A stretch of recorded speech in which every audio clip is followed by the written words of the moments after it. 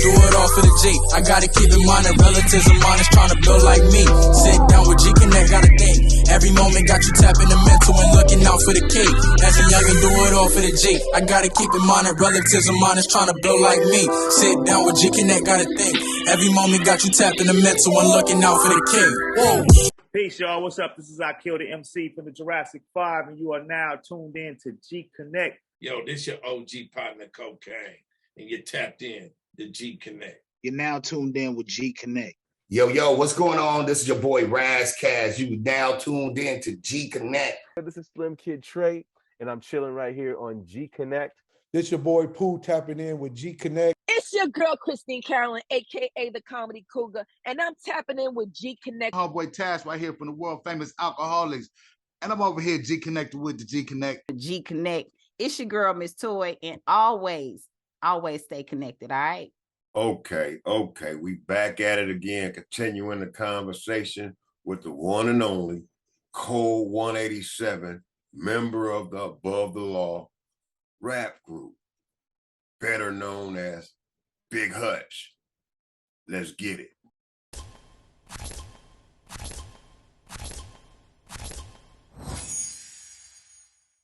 Yeah. So, how many albums do you have out today, and can you name them? Above the Law, yeah. I got a bunch of independent stuff. I mean, me as a solo artist, I probably have 6 or 7 out with a mixtape. I don't really count mixtapes, but I mean, they're official releases. But yeah, as a solo artist, I got I have I'm drawing a blank, homie.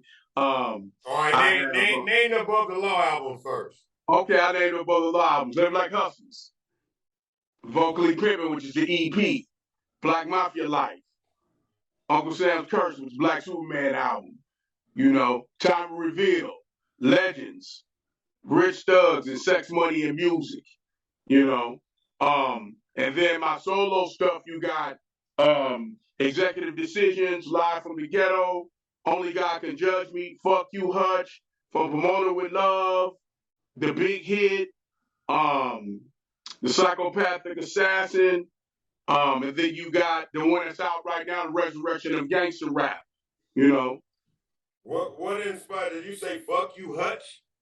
Yeah, that's an EP I had called Fuck You Hutch. Came out when I first got home from the joint.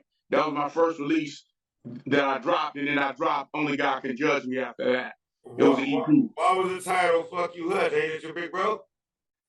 Well, that's me. I am Hutch. 187 is Hutch. That's who it is. He is him, I am him. Oh, two different identities, huh? Yeah, there you go. Mm-hmm. Just for the record, so we're not only talking to Code 187, we're talking to Big Hutch as well. That's right.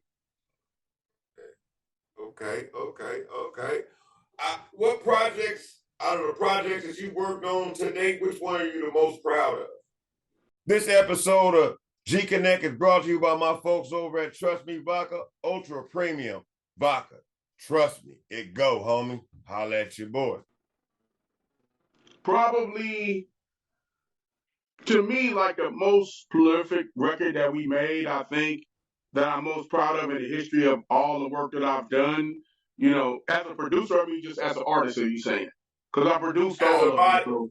As a body of work that you're most proud of for whatever your reason is. You don't, which one of you would say is your baby? Is that's the one?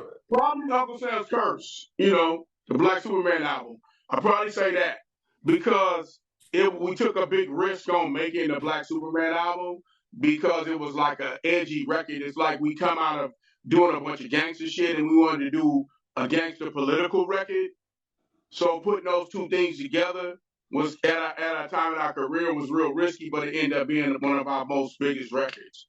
So, and that's when I tell youngsters all the time, I be like, look, whatever you feel, act on that, because that's what got us a career. Most of the guys that you're going to talk to that sit in their room with platinum gold that I have on the wall is because we took a risk.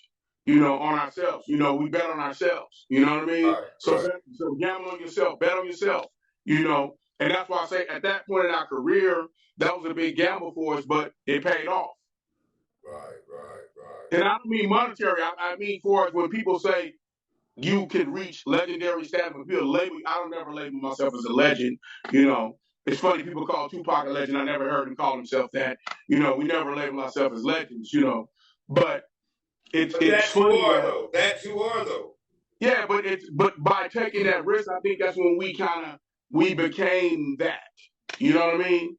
I think when you make a record, sometimes you're like, okay, you make this record, you make that record, then you make this phenomenal idea of a record, and then you become legendary. Okay. Are you working on any new projects today? Well, right now,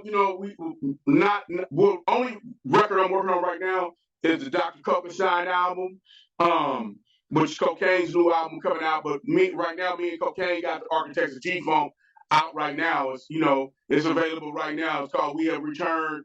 It's our funk soul band. It's me and him. It took us 5 years to do it because the pandemic took 2 years off of our schedule. But that's out now. It's 14 new tracks. Gfunk Bangers. It's the Architects of Gfunk is the name of the band. And that's out right now. And then we finishing the last couple of songs on his new album that's coming out next spring. And that's where we at, just developing, more artists with our new companies and everything. I'm more into the business part. I only kind of produce for the family now, unless people hire me to do it. So I got 4 e-commerce companies. I got 2 digital streaming networks.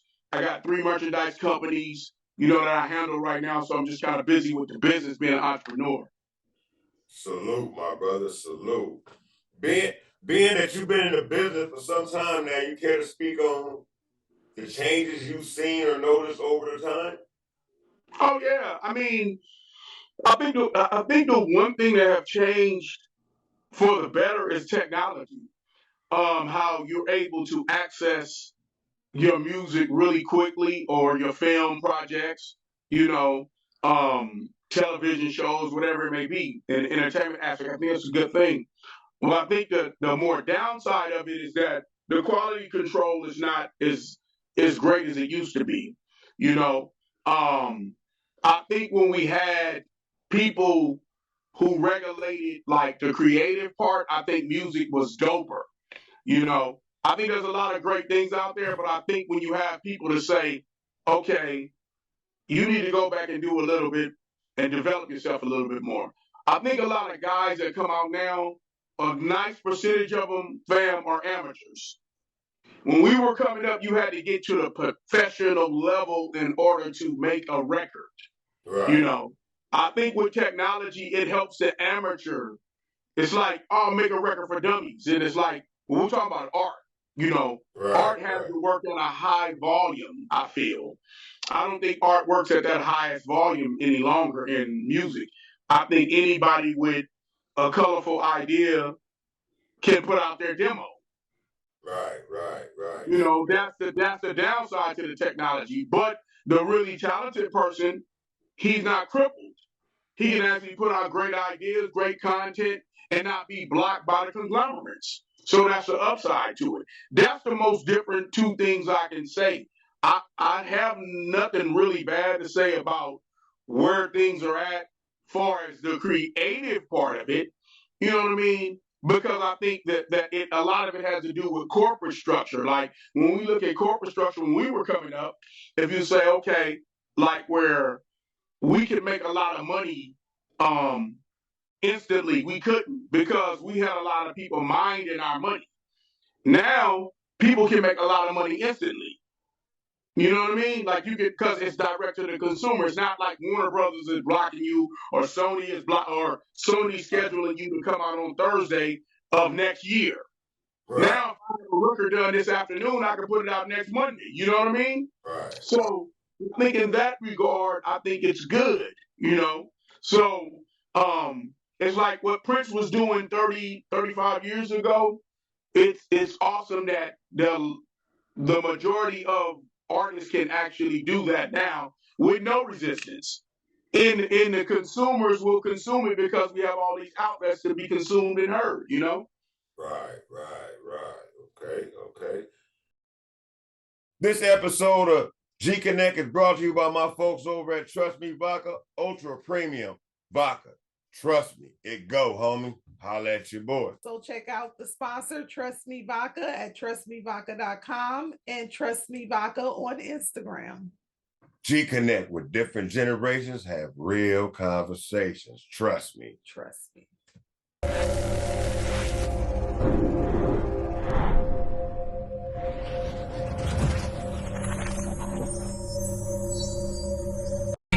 With Date and J2 Base.